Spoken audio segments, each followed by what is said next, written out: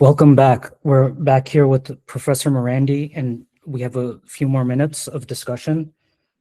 Professor, ever since this war has started, how how is China and how is Russia processing this war?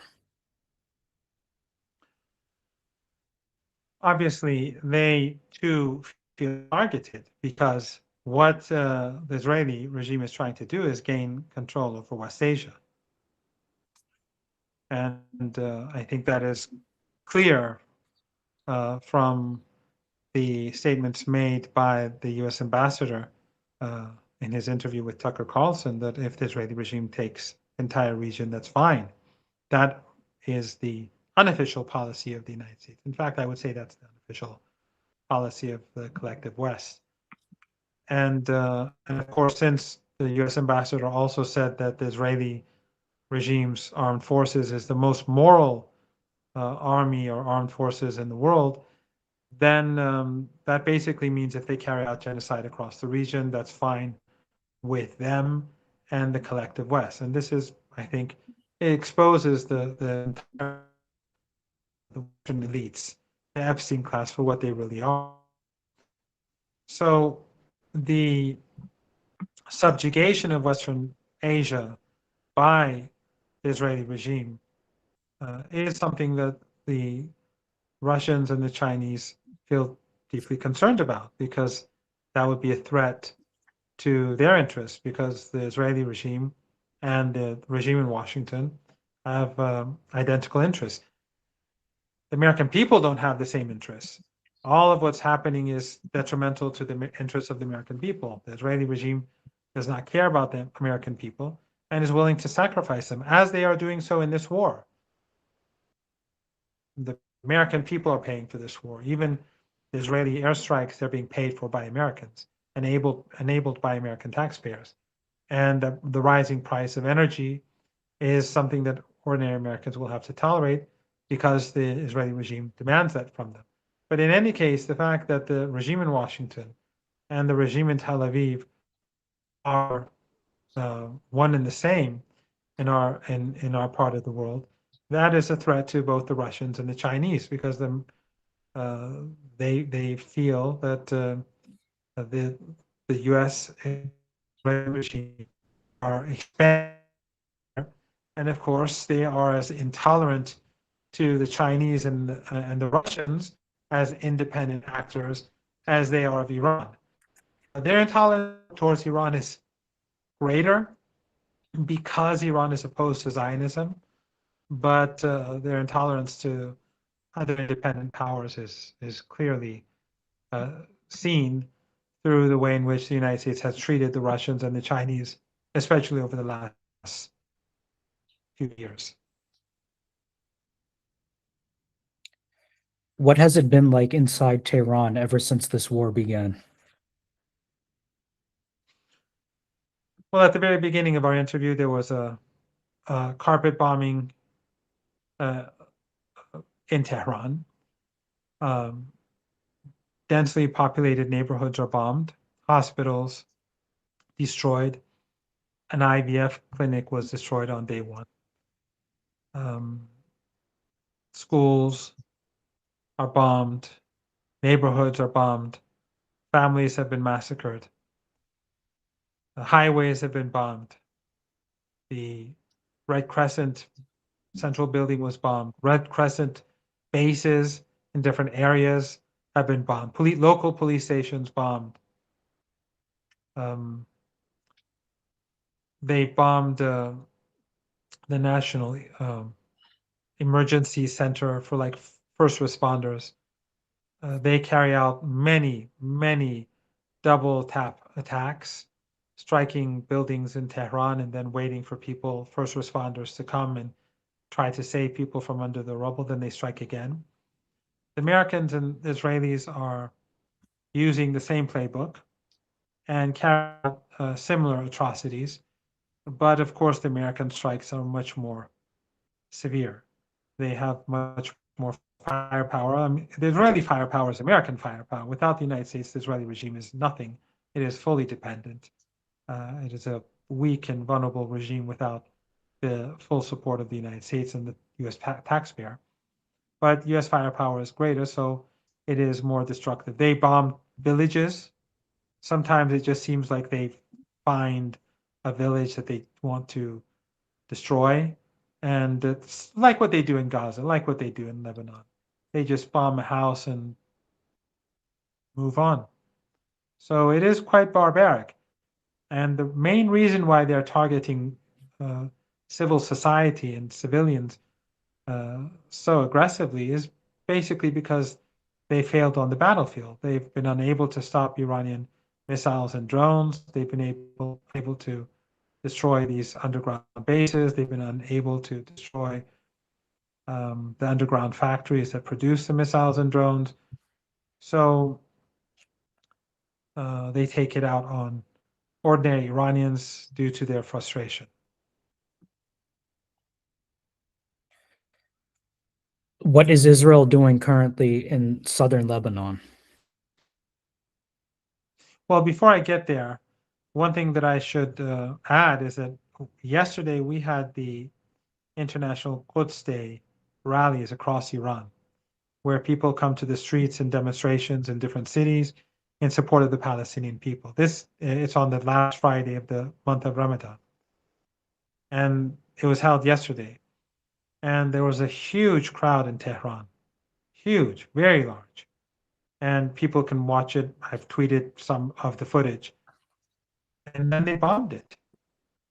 They bombed the demonstration. They killed a woman, and I don't think in human history a demonstration has ever been missile attacked or bombed before, and yet Western media has ignored it. In Lebanon, you see the same sort of crimes taking place. The Israeli regime is slaughtering families. They're slaughtering medics.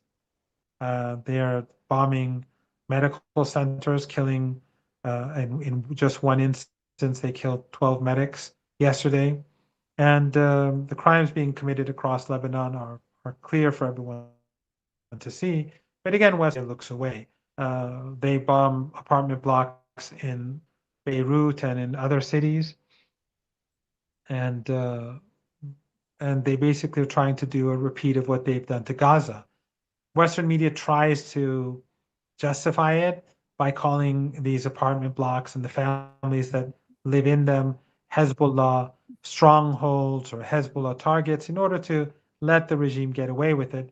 But of course, these journalists, many of whom are based in Beirut, are basically foot soldiers for empire, and they have no sense of morality. They have fixers and they have cameramen and they have producers who live in Lebanon, who are Lebanese, who know these neighborhoods, but they choose to use the language of empire or language that empire approves in order to let this monstrosity, this ethno-supremacist uh, regime in Tel Aviv to get away with the most outrageous crimes. So what we're seeing in Gaza, what we're seeing in Lebanon, what we're seeing in the West Bank, what we're seeing in Iran, what we saw in Syria as well, the fact that the Israeli regime, the United States, along with their allies in the region, Erdogan, Qatar, they brought down the Syrian government, destroyed the country, empowered Al Qaeda.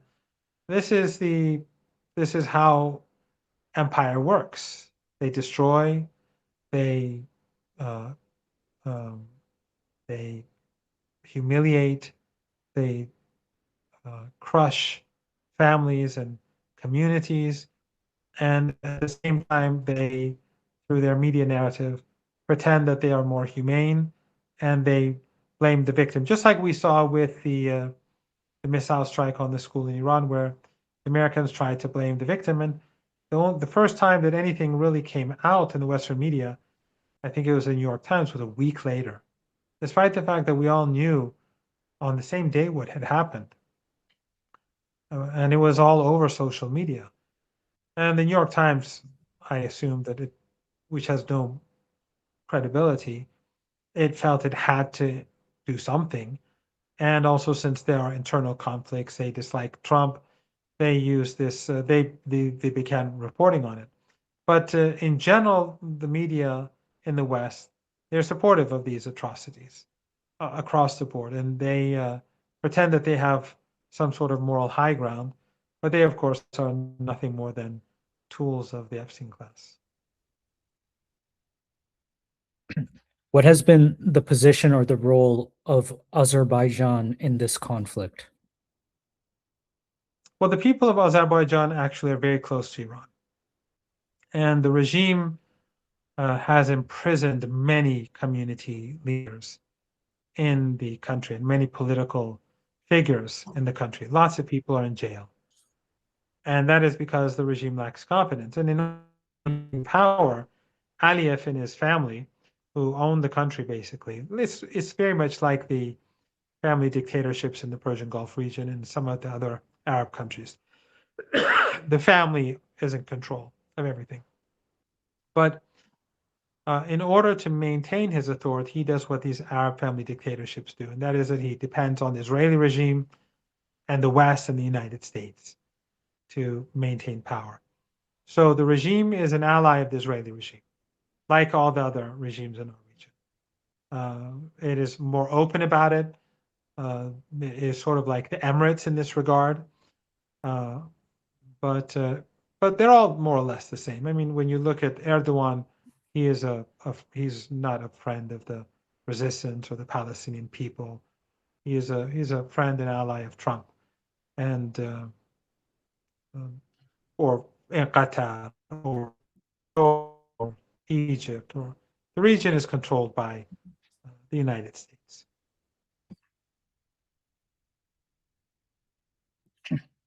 I'll ask one more question, Professor, and then I'll give you the floor for any final or closing words. Can you comment specifically about these reports about the United States moving United States Marines close to Iran? And also, can you comment more generally on the state of the war?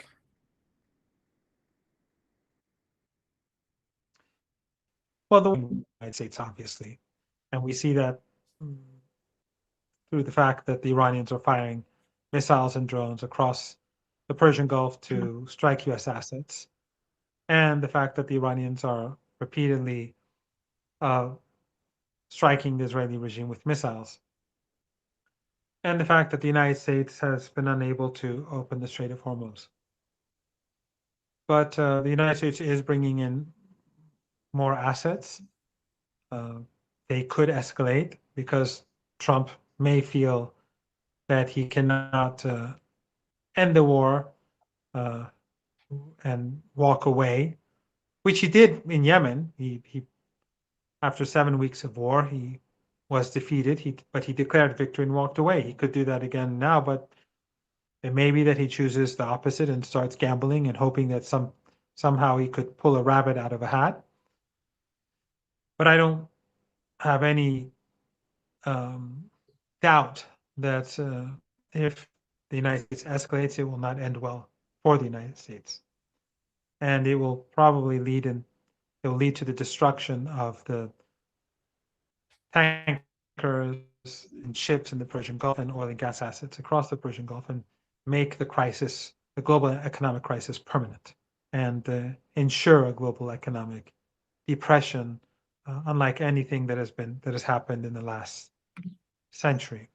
So it can go either way because Trump is, of course, not very sane, not normal, and he flip-flops and he changes his position regularly.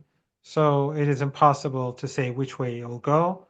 But the Iranians are always planning for the worst because the United States has always lied to Iran. They negotiate, then secretly conspire to attack the country, as we saw in the previous war last year and in the current war. So Iran is prepared.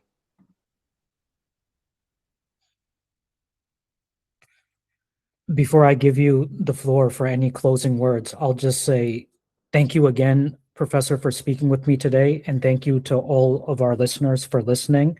I wish safety for you and for your family and for all Iranians and for all Americans and all people as well. I wish this war wasn't happening. But as you said, Iran did not start this war. It was the United States and Israel who started this war. So that's very unfortunate, and I pray that it comes to a peaceful resolution. Professor Marandi, thank you again so much for speaking with me. Are there any final closing words you want to leave us with? No, I'd just like to point out that people across the world have a responsibility to stand up against the United States, the regime in Washington, including Americans. And this war is all about the Israeli regime. It is all to support ethno-supremacism. It is to support apartheid and genocide. And Iran's sin is that it supports the victims. And that, I think, has been a hidden truth for 47 years. It is Iran that has the moral high ground.